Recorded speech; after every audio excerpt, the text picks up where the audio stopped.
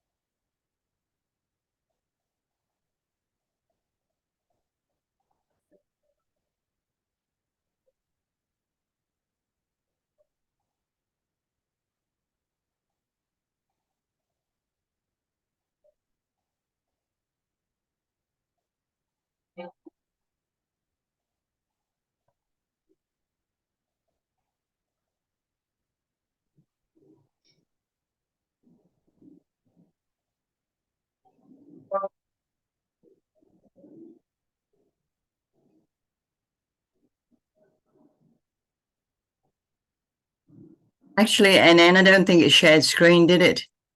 No, it didn't. I Oh don't see gosh, it. I'm going to have to do that again. Sorry, I wasn't very good at that at the moment. Let me just put it on again, and I'm just going to put share.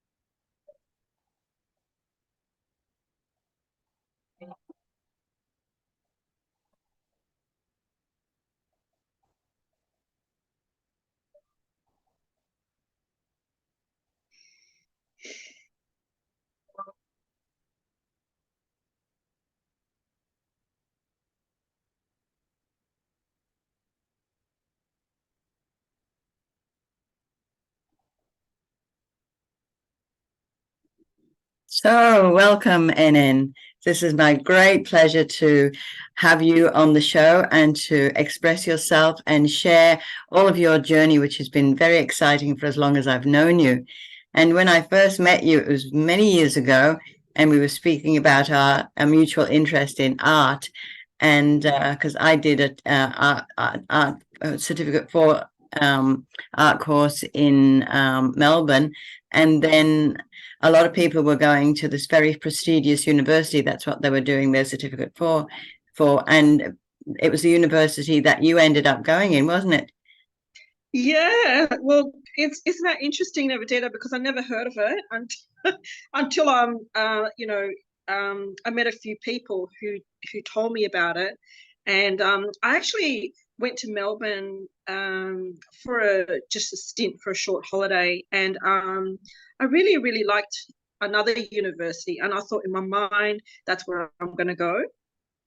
But what happened was like um, I before that, before coming to Melbourne, I had a lot of time where I tried to go to university or art schools in Sydney, and I just didn't feel there was any spirituality that I was looking for anyway. Um, and so, you know, every year I would apply and I'll get the invitation and then I'll go do something else. So I went on a lot of retreats, you know, Zen retreats and a lot of meditation retreats, and you know, just looking for what it is that I wasn't able to find at the time at school then. And so yeah, so it just got to the point I think I felt very lost and decided then to travel overseas. And I went to Lynn to look at the art centre, and around the time I remember my soul was giving me a really hard time. So I thought, okay, when I come back to Australia, you know, what am I going to do? I'm going to start again, move to Melbourne, and have a look at the, you know, the art schools there. I think there were a lot more art schools that you could choose from as well. They had a different line of thought as well, a different focus. So so I came here and I enrolled in a adult night class, and I met a very well known artist there. So, you know, he was in the pretty, I don't know, underground cool group, I guess.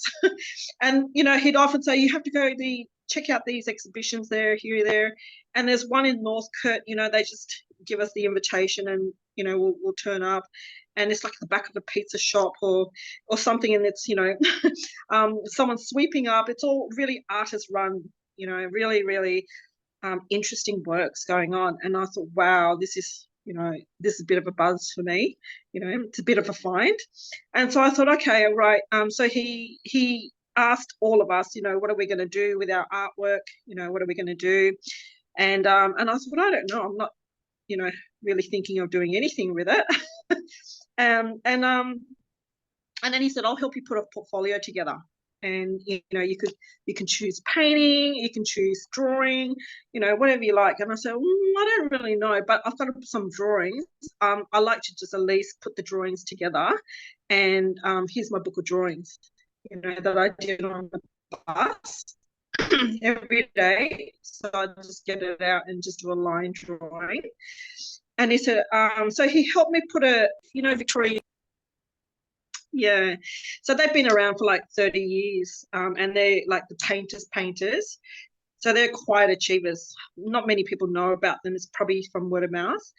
And so he said, look, if you want to do painting, go to this place. You know, it's the place for painters. Like they're really into painting. And so I thought, okay, that's it. I want to really learn the craft, you know, get a hold of the medium. And so I enrolled. And that time, TAFE was really, what did you say? It didn't cost a lot. You know, it was like, you know, really minimal. But you had to get all these materials. You know, you had to get the best canvas, because you have to start with the best so that you can get a handle of what you're doing. It's already, you know, a struggle, right? Yes. Yeah. Yeah, so you get the best canvas, Belgian canvas, you get, you know, your good brushes, your sable brushes, you get the best paints, and there was a list. But I had some from school as well, you know, some paints that I had been using from there as well. So, and some, you know, materials like charcoal and all that I had collected. Yeah. So I had a bit to start with.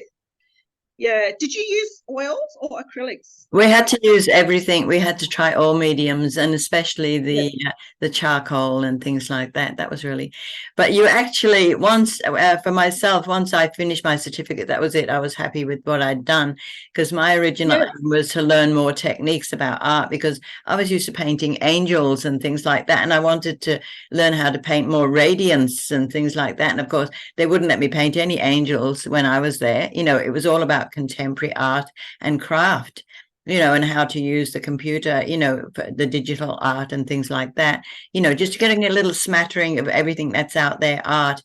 But a lot of the students there were young people who had failed at their exams, and they went to go to TAFE so they could leapfrog into whatever university they wanted to go. And a lot of people went to applied for the Victorian University. And a lot of people said, oh, you need a letter from God to get in there. So when you told me you got into the university, I thought, wow, for you to be chosen to and accepted to go into that university, it must be amazing. So, yeah, so I remember speaking to you about that at the time. Oh, that's when we met, yes. And I actually didn't want to go. I said to my teachers, look, I'll just go to the interview, but, I don't think I got in. I think I blew it because they asked me all these questions and I hadn't even thought about, and I brought pretty much everything and anything and I think the one of the lecturers who interviewed me at that time, I remember her. I really, really was drawn to her, and I thought, okay, this place is quite interesting, And so I went and had a look around the exhibitions I had there, like in the student gallery, and I thought, wow, my soul just like leapt down and said, yeah, I want to do this. I don't understand it, but I want to do it. and I thought, this is like the school where you can just do anything, right? Because I thought, oh, that's all I wanted, just the freedom to do anything. But yeah, they didn't really allow you to or it wasn't looked upon really favorably if you did angels or anything mystical like that. Like that, right? It was a no. Yes, that was a no. but interestingly enough, like some of the lecturers that I met there were actually quite mystical, and they could communicate with me in a way that, like we have one-on-one tuitions, and I wasn't it was a lot of them were the young group, like I was a mature age student, and but they were just able to communicate on pretty much on a soul level, because one of them said to me, I said, oh, okay, so every week, right, you got to show them, if you book them in for a one-to-one, they come and have a look at your art, and you just think, hopefully they can help you with something, because, you can't see your own thing when you're in it. So I booked one in, and I thought, he's a really, really interesting guy, even though I don't understand his art at all. And I just, I tried, but I just didn't understand it. The conversation was really interesting. And he would come in and say, hi, Nan, and he'll just have a quick look around. And then he said, why don't you do camouflage? And I thought, oh, it never crossed my mind.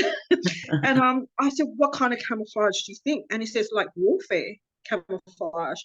And I thought, oh, I just don't know, but I'll think about it, And so he was alluding to a lot of like practices in patterns and blending that I had been doing, because a lot the paintings that I did in TAFE, they picked up that I had this way of painting where something looks real but it's not, or you make something that doesn't look real look real.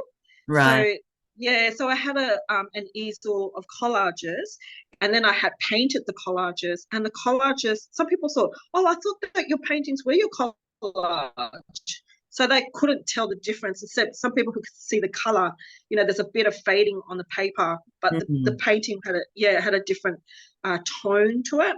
So there was I think they had a term for that, like trompe-l'oeil or something like that. I can't really say it, but it's like a sleight of hand, Right. So it was interesting. Yeah, interesting. I thought, oh, I never thought about anything like that. And magical realism also was going towards that, where you almost felt like you were going into another space and another time just through the tapestry of paint. Yes. So I think it was learning all those languages, it really pushed myself to go beyond something comfortable. Yeah. And do things I never thought I would do, because like at that place they will say, okay, so you have to do an elective, and I thought, oh geez, I just don't want to go into sculpture room at all. I had to do the sculpture as well. You had to sculpt in string and make something out of string, and things like that. And if it wasn't what the teacher wanted, you didn't get a mark for it, Or you I had don't to think put it's just walk polystyrene past. or something like that and glue, which would melt the polystyrene, of course. Yeah, Too yeah. much. I mean, a lot at that time I think was really in the mind. Like it was post-conceptual or conceptualism, and a lot of it was very much fabricated from the mind, and really.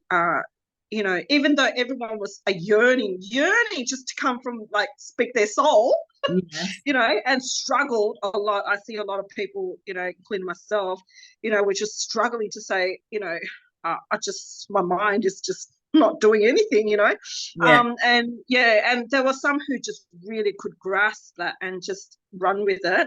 But it in the long run, we had to make a choice to say what would work. You have to choose and stand up for yourself, Yes. like in that Find your mark. environment. Because You the famous word was you have to find your mark. What's your mark? And I didn't have a clue what my mark was. yeah, look, yeah, exactly. I was still finding out myself. I didn't know what I was doing, and every semester we had to change spaces, and it was a little cubicle. And Yeah. one semester, I just dragged in all these like foliage from a florist who had a warehouse, and they had all these cuttings, and I just put it in there, and it just smelled like the bush. And I said, okay, that's it. That's all I need to do. and and they said, well, it smells nice here, man.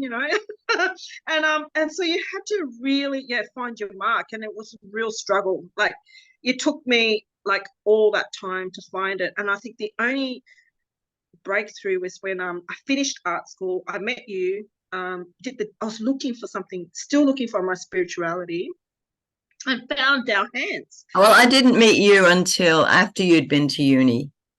Oh, okay. That's right, because you'd already gone to uni, and I was just blown away that you'd gone to that prestigious university. Remember? Yeah, so yes, we did talk about it. Yeah, so we met at Dow Hands like meetings, right? Yeah, we were talking about art and where we went to Yeah. study. Yeah, and so I was still looking for spirituality, and I had been going to an ashram, which I really loved, and someone told me about Master Shah. That Trevor was holding some sessions once a week. I think that was at Heidelberg or somewhere near there. Burwood, was it Burwood? Was it Burwood at the time, or was it Heidelberg? Yeah, it was somewhere. I wasn't too familiar with the places there, but it was in the early days. And so she said, oh, you have to go. And so I think that once I'm, finally getting to meeting all of you, I was actually, trying to merge. I find a connection between art and spirituality again, because Yeah. I didn't find that at high school. I didn't find that in college. And I tried both ways. Like I just had to find that connection. Yes. And so after Dow Hands, actually at the time I got my Dow Hands, I had already signed up for an art residency on the border of Slovenia and Hungary. Yeah. And How did yeah, that go? How did you manage to find a residency? I mean, where would you go to even find something like that? yeah, I know, because when we went there, they said, "How did you even find us? We're in the middle of nowhere," you know. And I said, well, actually, my friend who went with me, she's Slovenian Italian, so her mum is Slovenian, I think. Her mum's Italian and her dad's Slovenian, and so she wanted to go back to visit um, her relatives, and she's an amazing artist as well. And so we decided to go together because we weren't sure, how to navigate this. And so we asked around, and I had a look. We did some research, and one of her lecturers suggested this place, and we looked it out and go, okay, let's do it. They look like, they'll quite they won't think that we're too weird, because we have this weird training. It was so intense. It was like, like so I need to recover, And so so we decided, okay, let's. I think they'll understand, kind of like where we're coming from, even though we don't have the language. Yes. Yeah. Yeah. How long were you So, there? sorry, How long were you there? we were there for for the residency for 4 weeks. And Right. then we went there a week earlier in Berlin, and we went to a few places to have a look at a few more galleries and exhibitions that we thought, would be inspiring, because it Yeah. was, we were so far away from Europe. Yeah. Yeah, so we went back, and had a look at a few exhibitions going on at that time, and we kind of knew, had a rough plan, because they said, what's your proposal, we're going to do, a rough plan of, what we're going to make. And we thought, gosh, I hope we pull this off, and so and so before I went, so I did a calligraphy workshop, and Carol Yu, the sole lineage of Dao calligraphy of Yeah. Master Shan, yeah, and she came to Melbourne, right, and did a workshop for a weekend. And so, just got my Dao hands and went to this workshop, and the next week I was flying out, and then she offered this blessing for 30 days. Like, it was just amazing, right? And so I said, yeah, I really need it, I think, for my trip away, for my art stuff. So when I got there, everything just opened up. Fell into place. We got, yeah, this was I thought, this is it, I thought, so I went out, we were there, we met with the host, amazing artist herself, real painter, very hard edge abstractionist. And Katya took us out for coffee, and said, well, this is where you can go, because she showed us how to get there from the studio, Yeah. so that we can find our coffee and have a bit of a break time. And a lot of artists went there from overseas, because she would take them there, so they were used to people, foreigners, who couldn't really speak more than one language. And so we were there, and she said, you don't have to make anything. You can, and I just went, oh, phew. Like, because I don't, it's really contrived, right, when you try to write it in your mind to say, I'm going to do this. But Yeah. really something else happens. You've got to flow, haven't you? You've got to flow when you. Yeah. Yeah. And so this is where it started to flow, right? Because I tried a few things, and you still have to make stuff, right? So I had prepared some materials from Melbourne. Like, I collected all these umbrellas, which I undid and made a real big hanging. So I stitched it together, and there were patterns. And I collected more umbrellas, because at that time there was a huge storm there, and people were throwing their umbrellas in the bin, because the wind had just blown it inside out, Right. outside in. And yeah, so I unstitched that and put it together, and gave one to them, because at the end of residency, you exchange something and leave something with them, and they have a yearly show that they put together with all the artists that've been there. Yeah, so what happened was, at that time, I just said, okay, look, I don't even know where I can find a hammer, if there's a hardware shop here. Oh my God.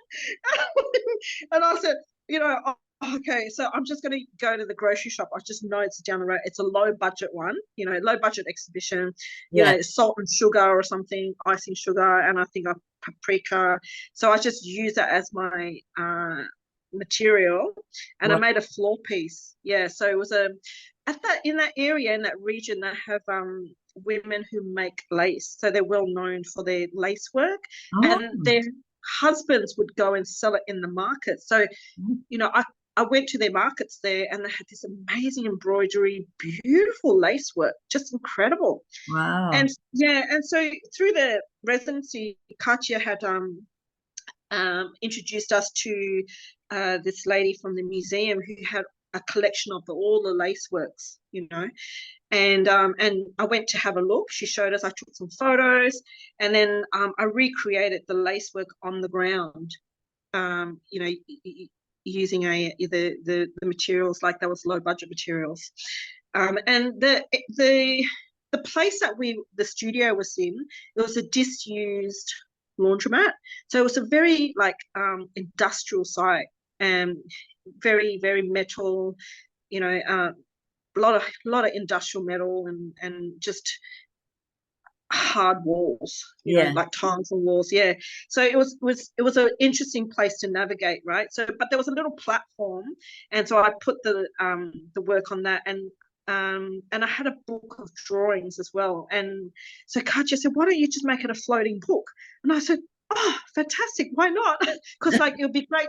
I said, "I want to get people to walk in." But they won't step up on the platform. I probably think they won't. They won't step up on it and walk in. But I said, well, you could put a floating book there, and they will go and have a look at the book. And I Yeah. said, oh, let's do that. And so we were so excited. Like things just flowed in the space. Yeah. Yeah. Yeah. And my friend, she had this amazing uh, uh, photographic work. And it was like a montage, like a film montage that she Yeah. did. And also, so we decided, okay, we'll do a one-nighter opening, invite everyone in, and they got the local television crew to come in to talk to us about our work, which was really exciting. Yes. For the residency to give them, that that showcase that. There was another Italian painter with us as well. I mean, he was just like, prolific, and he was writing poetry books as well. He gave us a book on his poetry, just prolific, painter. And so three of us were interviewed, and we decided to have a show together. And it was really good for the community, the people who came in. Yeah. So, but also around there, it was interesting because Katya said, oh, people in the institution, like they wouldn't come. They never come to these shows. I said, oh, yeah, it's the same in Australia. It's like, and I said, I think I'm more like an artist in residence kind of person where I just work with the culture and the people there, and Yeah. some of the artists there who are open to just, bringing different elements in. Yeah.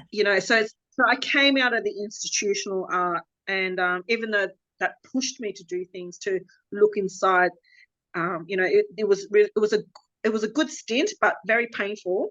And then coming out of it, you're able to, like you say, you find your own thing. Yeah. Yes. Yes, you do. You do.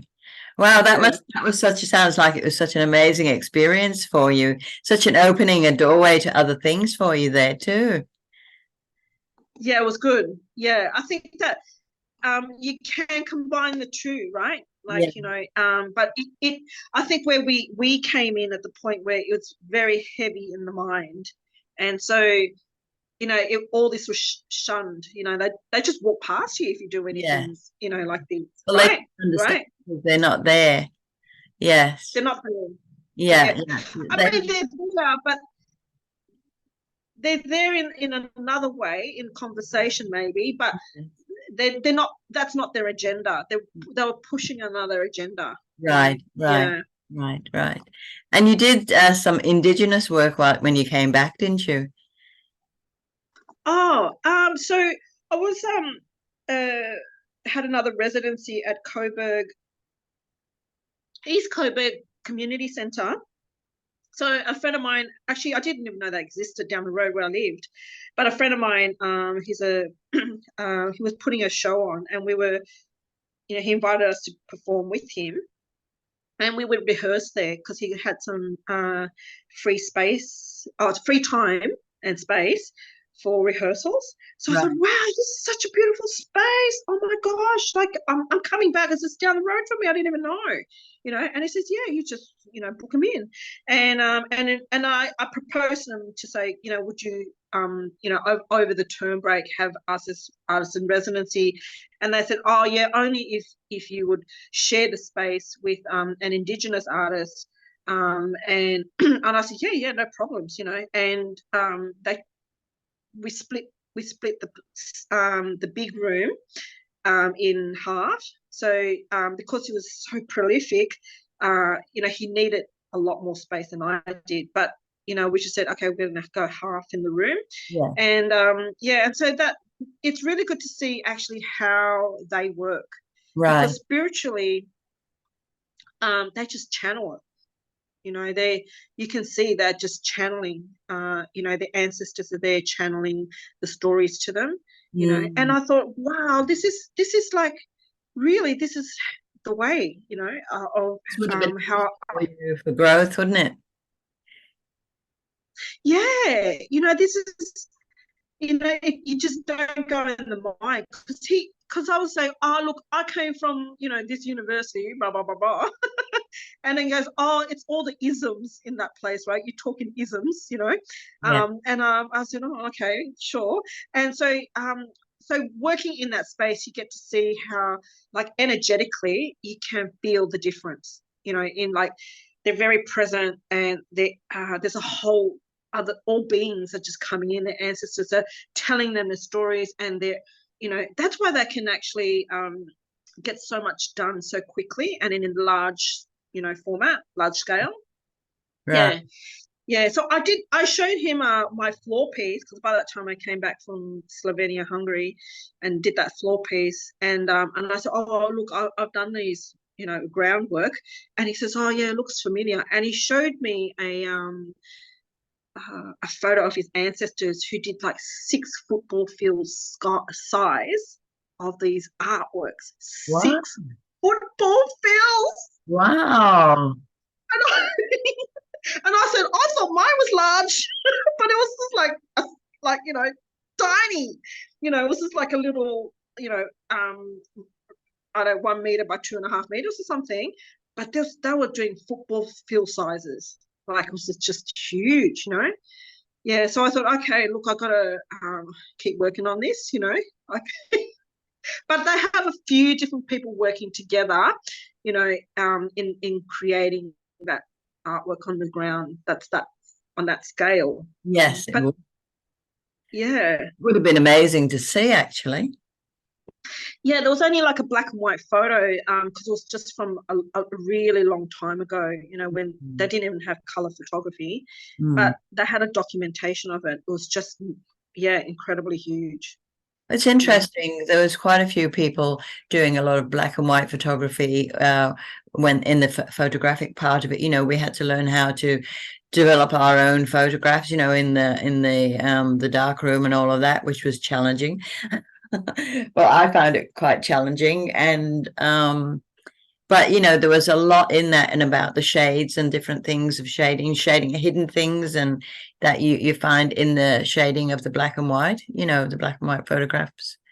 It's very interesting. Yeah, yeah, definitely. I mean, I still find that, different forms, even analog or digital, has its use. Yeah. It's just, I think that when I came in, there's just more emphasis on going towards, the digital side. But I have to say, the art school that I went to, the college, which at Victorian College of the Arts, that was still very much into, you know, you need to know your paints, you need to know your how to handle your paint before you start throwing it around, or before you Mm-mm. start using other things. You need to know how to draw properly, like, they really do make sure you have the skills before you kind of, like, undo anything, you know Mm. I was or yeah. fortunate when I went to TAFE because I met a dear friend that I reconnected with, maybe from different lifetimes, who knows. And her artwork was so, what would you say, feral. I used to say she was a feral artist because she would rip a piece of bark off a tree and add that to her painting and then paint over it. And she never used mediums. It was just pure pigment she would put on her painting, her artwork, and she would pick up things in the street and make a piece of artwork out of it. Like, even if it was an old bed spring, she would leave the rust on it and rust it more, and make a big art piece out of it. It was quite amazing. So that was really she was really contemporary. She was beyond her time, and she's always doing things, like that sort of thing. Like, she would put her hand to anything, and out would come this amazing painting or amazing piece of sculpture or metal work. She'd get all these nuts and bolts and make a figure of somebody out and put it out in the garden, and she still got it in her garden, I think. Amazing. She'd be getting there with the welder, the arc welder, and things like that. And that sort of creativity is well, I would say for me it was quite rare, but but she would fit in so well with all the people that you've come across as well, because she is still very, very creative, and that's what she loves to do. She loves to paint, and she loves to do her Yeah. art. So Yeah, I think that would come a long way from the the studio owning artwork. You had you're apprentice studio, you're doing marble sculpture, the Renaissance kind. yeah, And all that started to shift over generations, where we started to go into like plein air painting, painting outdoors, collage, where we would use ephemeral material, and put them together, because these are the our times, these are the materials of our times.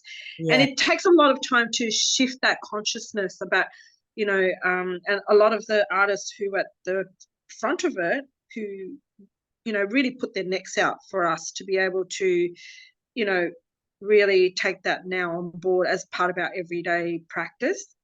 Whereas before it was probably like one or two people doing it in secrecy. yes, And then someone found it, and now it's become like a thing, like a stream of artwork. So yeah, I think also now we still need to embrace that. Some of us have that in tendency or inclination towards merging spirituality and art, but using contemporary practices or the language of the now to communicate that. yes, yes. Now tell us about your project that you did earlier in the year. You did, what was it? Was it 50 paintings, a painting a day? For Yeah. So that was a project for the Love Peace Harmony Foundation, where I was counting down from Earth Day, and it was about 50 days, when I decided, okay, I'm going to try and make a piece of work till Earth Day, right? For our celebration, yeah. And so that's where the 50 days came in. And so the idea was to go do a walk, like, sing and pick, create a flower or leaf mandala, something of that area, and put it together, take a photo, and every day to do that, on the walk. So I did the walks, but sometimes I didn't get to do it because after work it was pretty dark. So on the weekends, I would do like longer walks and go to different areas. And so, yeah, so I still, became a durational piece where I made like 50 works. And I pulled out another work that I had used fabric cutouts for these flowers, and put them in situ, so it was near the water. So it was actually from an exhibition, and I was asked to do like a river of flowers, and it didn't quite work out in that space. It was a very odd space, but I did it anyway, and tried a few things. So I recreated it in the open environment, which worked better.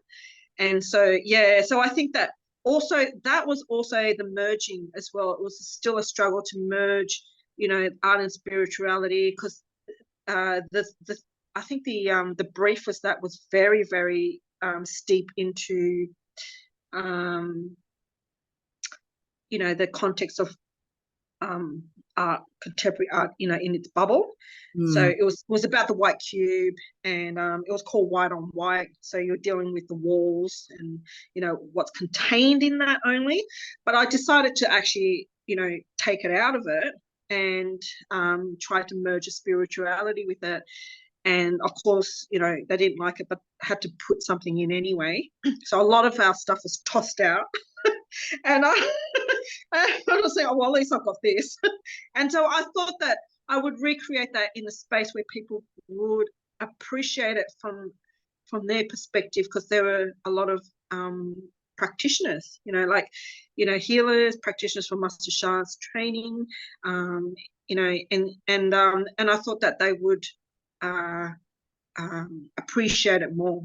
So, and even though, you know, it may look a bit strange, it's not something that, you know, you normally do. It was still trying to combine the two. So I'm still on that process of combining the two.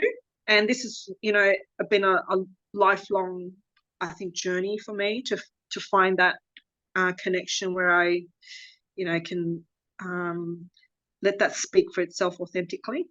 Mm. And since you moved to Sydney, what have you been doing there? Oh yeah, so interesting.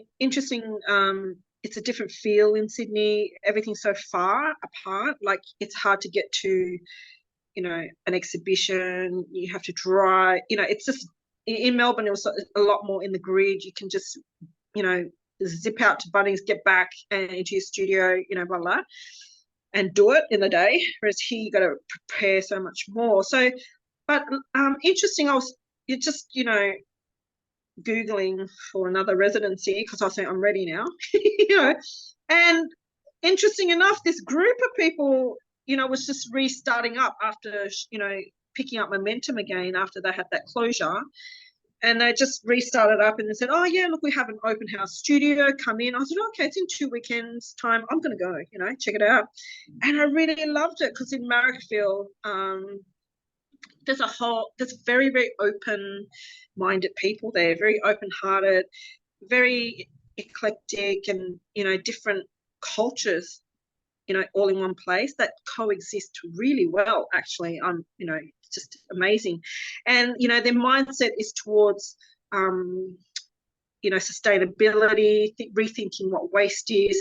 They really look at where they're living now, and they're really accepting of, like, you know, there's an old Asian man next door and he just keeps to himself next to the residency, and they're just so embracing of anyone and everyone on that's, you know, in that area. You know, you can just be yourself, you know. Mm. And so yeah, so I said to them, oh, you know, I'd really like to take 3 weeks, but if I do nothing, is that still okay? You know, because I'm just coming back after hiatus, and I just need to get back into touching with paint. Maybe if I can paint the wall, you know, that would be good. I'll repaint it back, you know. And I said, oh, we didn't think about that, because a lot of them are actually writers.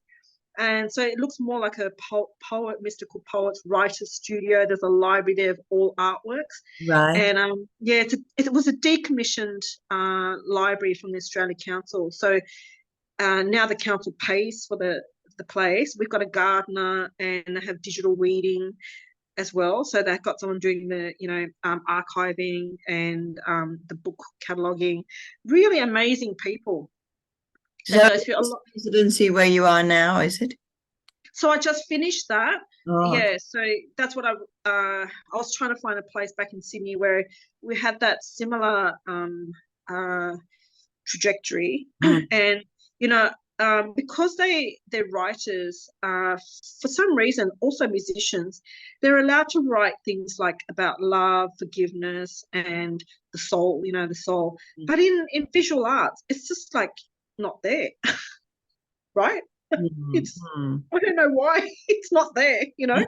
It's probably waiting for somebody like yourself to just do it. So, you know, yeah. So that's why I think it was great to be around them, because I didn't have to say, oh, by the way, is it okay if I did this? Like, they just got it, because the poetry was, you know, like Rumi. Everyone quotes Rumi, right? And, you know, they've encountered him. They've studied his works, so they're okay to talk about, you know, I'm at peace, I'm Mm. grateful today.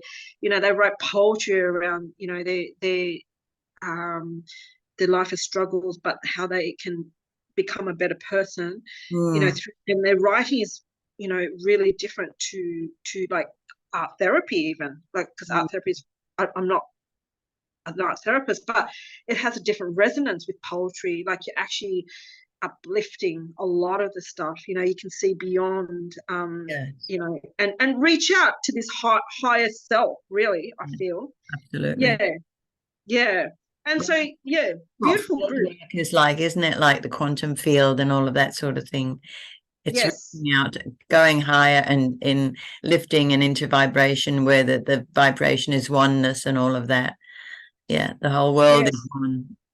Yeah. Yes. Yeah. So they're able to tap in to that, quantum field.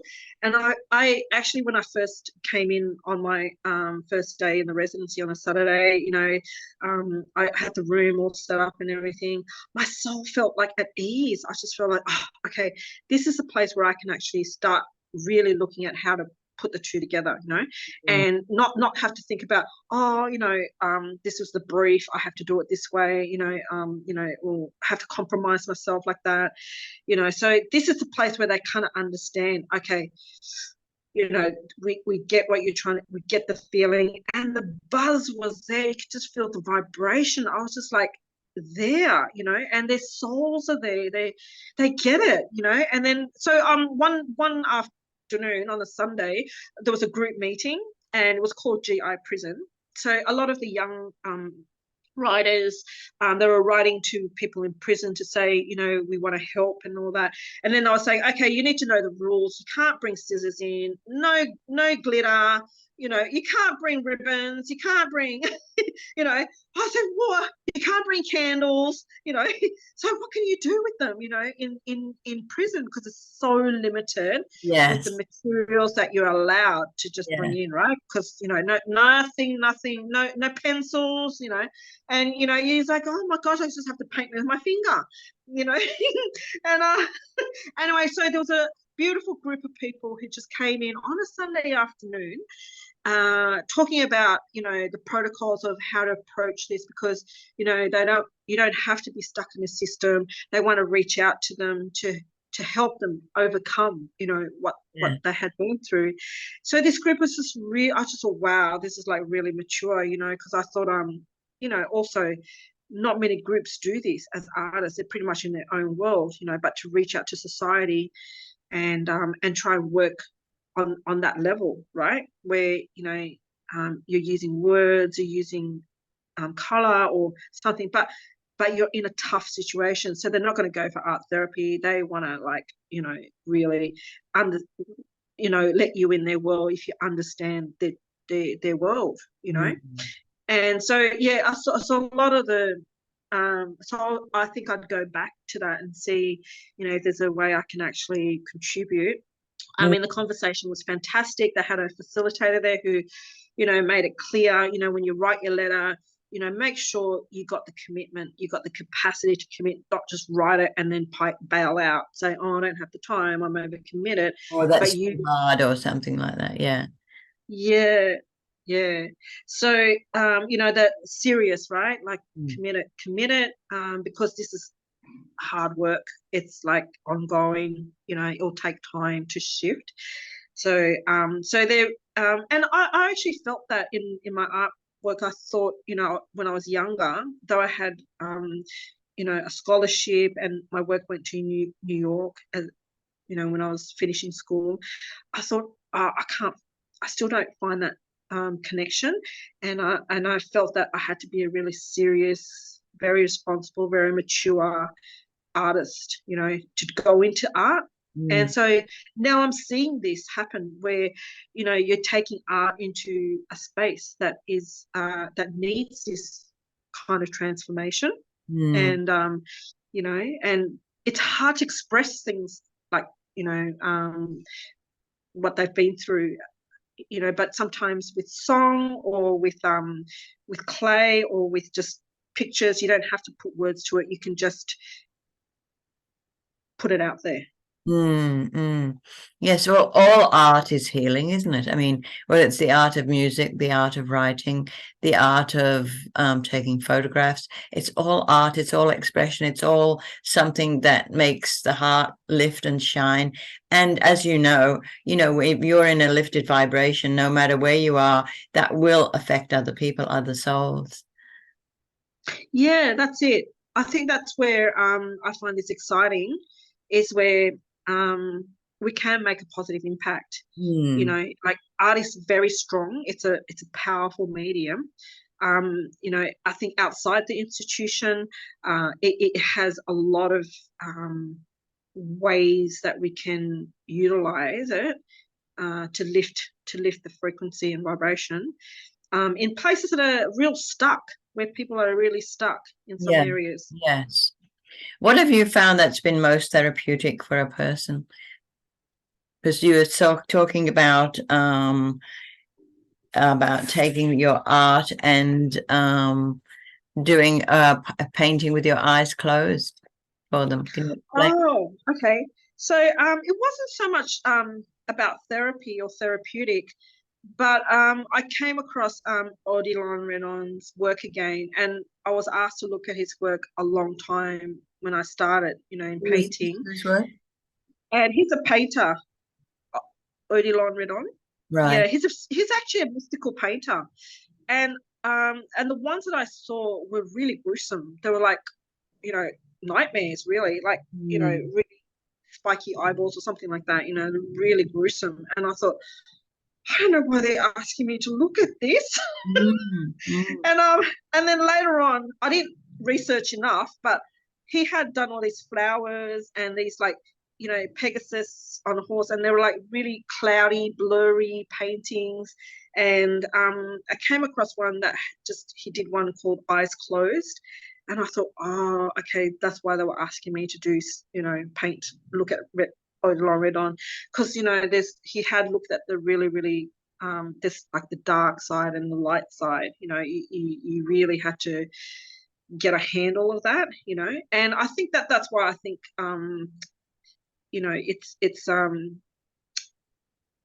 it's hard to go down that track. It's not a well-worn track. Very few people go into art and spirituality because it can become therapeutic and just soften like that, but it's very powerful.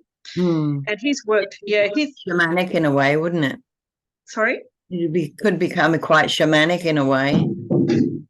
Oh yeah, sorry, something just fell down. Yeah, shamanic. It's very yeah, shamanic. Yeah. And I think it's similar to the path that we're on when we do our purification path, or it's very very confronting, Yeah. very yeah. And so it's not a pleasant space to go, and you have to be grounded and be willing to open to it and understand it. So yeah, and to have teachers who understand that as well. So that's why they showed me all the hard stuff first, to say, yeah, look, it's not going to scare us. We deal with it. Mm. And so and at that time I just thought, well, what is this? And so now coming back to him, I was looking at trying to how to get back into painting again, and a friend of mine who I traveled with to the residency, she sent me some art materials, some paintbrushes, and a CD that we visited another artist who gave her a CD, and she's downloaded it on her computer, and she sent me the CD, and so it was a really good time, and in that region and area, Slovenia, Hungary, there's been a lot of political turmoil where they understand this stuff. They Mm. have looked at this, whereas here we just want to see pretty things, Mm. just pretty, pretty, what can sell, that's pretty. But there, in areas where there's people have gone through so much, Yeah. with communism, and you can see the scars on the buildings, and people are still moving through that. They have a lot more open mind and open heart to deal with this tough stuff. Mm. So yeah, so I think that now going back to this, I was looking at also how to engage people here, and that would be doing paintings of them with closed eyes, in monochrome oil, and ask the person to write a story about an object in this world that they would like to leave behind, maybe from a relationship that didn't work out, from the past or something. So it's a way of letting it go, and Mm. removing the past, um, and exhibit that as an artwork, the object and the painting together. So Right. there's a two-way conversation going on. So I'm not interpreting anything, but the person's actually writing their story as well. Wow. That'd be quite a psychological event, wouldn't it? Maybe. Yeah, yeah. When you, if It'd you be think funny. about it, you know, it would be quite amazing actually to be able to release all that onto your painting and be guided in that way. Yeah, yeah. Yeah, we'll If see what someone's comes out. starting afresh on their painting journey, their art creative creation journey, what would you say to them?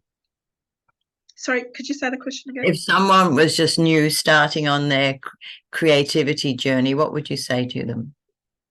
Oh, okay. So that's an interesting thing because it's always we always say trying to find ourselves.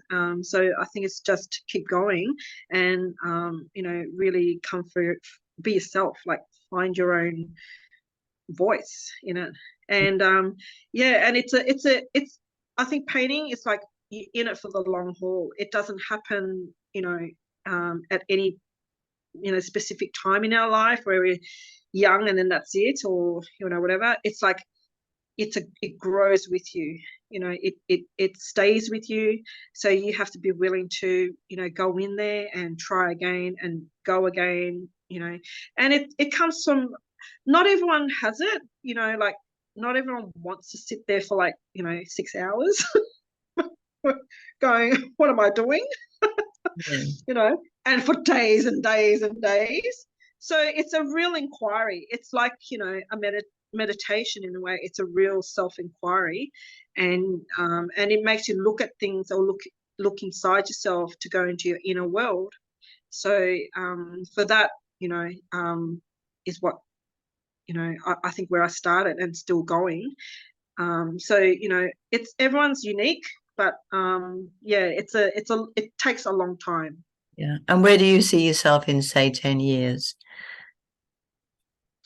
I don't know. I still hope that I'll be doing some more residencies and more of this stuff. Where I have a better understanding of how to put the two together. And yeah, I hope I'll still be doing this in 10 years' time. Yes, that's wonderful. Well, How about you, Nevatina? how about me? Yeah. I haven't done that much with my artwork. I like to experiment. So I've actually just been experimenting with abstracts with alcohol inks, on Yupo paper. I love the texture of the Yupo paper and I love how the inks merge and do their own thing. And I love the brilliant colors of the ink. So I've been playing around with that and I've been doing a few different, vision boards, and just allowed them whatever wanted to come up to express themselves on there. And that's usually to do with, my business or what plans I want to make and things like that. So everything that's all I've really been doing. And I keep saying to myself, yes, I'm going to continue painting and I've got all the materials and I've just got to give myself the time to do it. But it's like, we do things when the time is right. And I might start something like I think I told you I started painting a couple of years ago. Originally, it was going to be I painted over a canvas, and it was originally going to be my rose bush out in the back garden, which became quite an abstracty sort of rose bush. A picture with like big circles with the earth in the middle, and then I started drawing ghost trees. And now I'm going to start using the white pen on it and start drawing the outlines of ghost animals, the ones that have gone extinct now, and add that to it. That's my thought. But I have to be really, I have to be feeling that I can do some more painting, before I'll do it. I won't do it. My husband will say, oh, isn't it time you did some more painting? You really love your painting. Isn't it time you did it? And I said, but it's not right time yet. I can only do it when I can do it. Yeah, it's good to be relaxed, isn't it? When you're relaxed into it, Absolutely. Absolutely. and also just surrender to it. Like you can just go into it without having to do too much, but just have it there and Yeah. go into it. Yeah. It's there and I know that I can do it. Like it's a pretty big painting, I mean, one of my rooms is full of paintings, it's a pretty big painting and I get it out occasionally, look at it and say, do I do anything to this today? And I'm getting, no, not yet, not yet. I know what I want to do, but it's like not yet. It's not there yet, you know. So you have to listen to your intuition, and your soul will guide you. Yeah. Well, it sounds really good. You got a project there Oh, waiting I've for got a few you. projects, as I said. On that hand, that's a canvas. On the other hand, I love the color of Yupo because I like to see where it goes because it makes its own patterns and it makes its own picture. Like I might start something and I'll just think, oh, I like that color, and that color will spread and radiate here, and they like to create themselves. And then I think, oh, I'd like to write a gold calligraphy in this one. And then I think, oh no, not yet, and because I haven't got found the right gold that will flow over the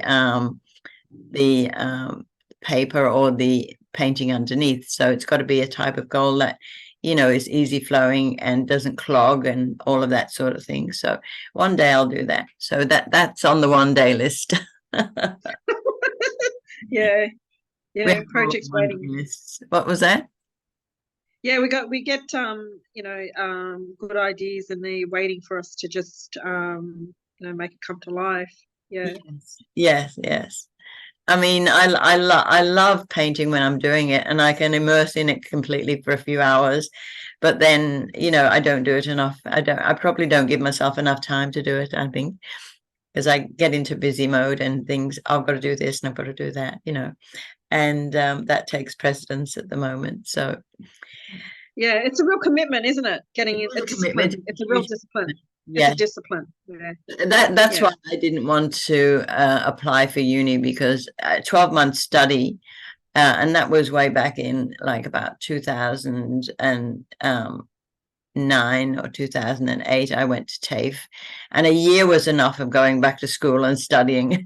I thought a year is enough time to do that. I didn't want to go to uni and do it again, and go through all of the studies and memorize all the things. And I remember a lot of my stuff because I've still got all my folders and all of that. So if I want to revisit what I learned there, I've got it all there in stashed away Yeah. boxes, as you know, back boxes and files everywhere, and I mean, I loved the tuition. The tuition was really good. We had some very good teachers, and we made some really good friends, both young people, the young people who hadn't done their whatever it is they do these days with their education. And they had some brilliant ideas. And then you had more mature age students like myself who had their brilliant ideas too. So being together in that community, the art community, is very expansive, if you like, in the way you can see how people think and how they manage to put things together. And it's like we become a collective. So we see everyone's ideas and think, oh, that's lovely. Like my friend I mentioned before, she would get a big canvas and she would put all this like resin all over it or something all over it, to make it like a sculpture on the canvas. And it was really quite beautiful. And she had a knack with colors and Yeah. like that. Yeah, I think it's nice when you don't have any real control over, something like resin and it has its own language, Yes. and depending on the air at the time and all that kind of their variants. And it's a kind of nice like art is not defined by age. It's actually a real lifelong like engagement. Yes, it is. It is. Discipline.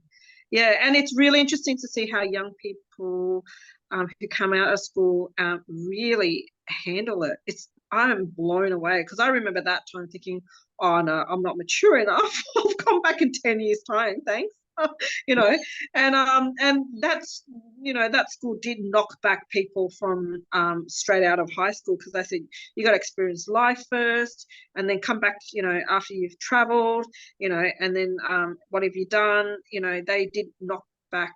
That's why I think it was, considered hard to get in because they were limited, the seats, and you had to be serious to really get through all that criticism Yes. or whatever, There was a yeah. young girl there, and both her parents were artists, and she got into Victorian College as well, Victorian Uni, and she would have these oil paints, and she'd be bringing them in on the bus, still wet, and just saying to people, it's wet paint, just be careful. But she didn't care, she just brought it on the bus, and then she would walk to the to TAFE.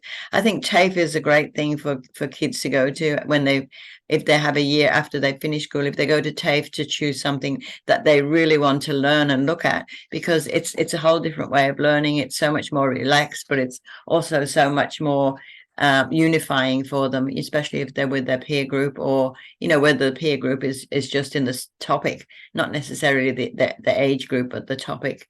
And I think it's so good for people to go to TAFE if they can. I went to TAFE, and I think I was the last group who, before they shut down TAFE, I was the last of the group.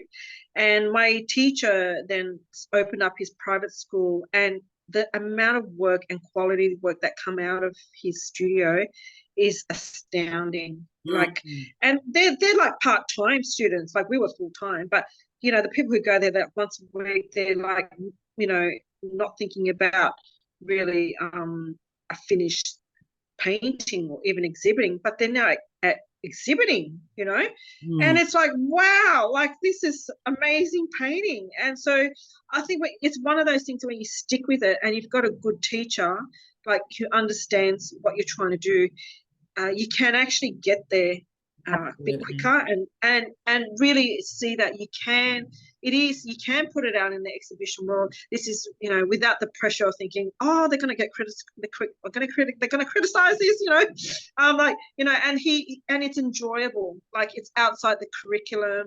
Like he's a real amazing teacher.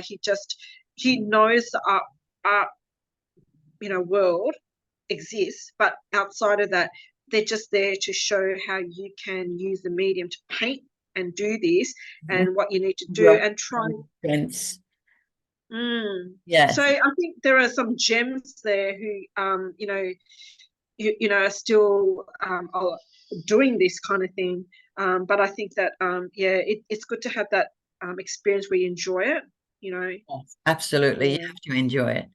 Well, and I think we've come to our time, and we've had a great time. It's been such a joy having you on here, and your enthusiasm is so catching, and your sharing of all your experiences, the experiences you've had, the knowledge is broad, and what you've brought here today to get to, so people know, what there is out there in the art world this day and age, and how diverse it is. I think that's really beautiful. So thank you for being here on the show today.